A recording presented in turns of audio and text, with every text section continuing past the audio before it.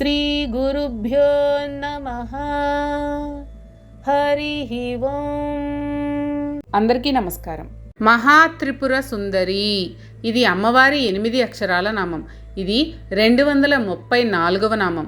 ఈ నామంతో అమ్మవారికి నమస్కారం చేసేటప్పుడు మహాత్రిపుర సుందరి అయి నమః అని చెప్పాలి. మహా అంటే గొప్పదైన అని అర్థం.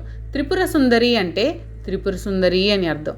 శబ్దపరంగా మంద్ర, మధ్యమ, తారాస్థాయిలు, స్వరపరంగా ఉదాత్త, అనుదాత్త స్వరితాలు, మాతృపరంగా ప్రమాతృ, ప్రమేయ, ప్రమాణాలు, లోకపరంగా భూర్భువ సువర్లోకాలు, జ్ఞానపరంగా జ్ఞాన, జ్ఞేయ, జ్ఞాతలు, ఇటువంటి 3 చొప్పున ఉండే వాటిని త్రిపుటి అని, త్రిపురాలు అని కూడా అంటారు. శ్రీచక్రంలో మధ్యలో ఉండే బిందువు నుండి ప్రథమ త్రికోణం ఉద్భవించి ఆ త్రికోణం యొక్క 3 శీర్షాల నుండి ఈ 3ంటికి సంబంధించిన 3 అధిష్టాన దేవతలు ఉద్భవిస్తారు. వారే కామేశ్వరి, వజ్రేశ్వరి, భగమాలిని దేవతలు. ఈ 3 సుందరుల ఉద్భవానికి మూల కారణమైన బిందు స్వరూపిణి అయిన అమ్మవారిని మహాత్రిపుర సుందరి అంటారు. మహిమాన్వితమైన, త్రిపుర సమన్వితమైన సుందరి అని ఈ నామానికి అర్థాలుగా చెప్పుకోవచ్చు. శ్రీమాత్రే నమః.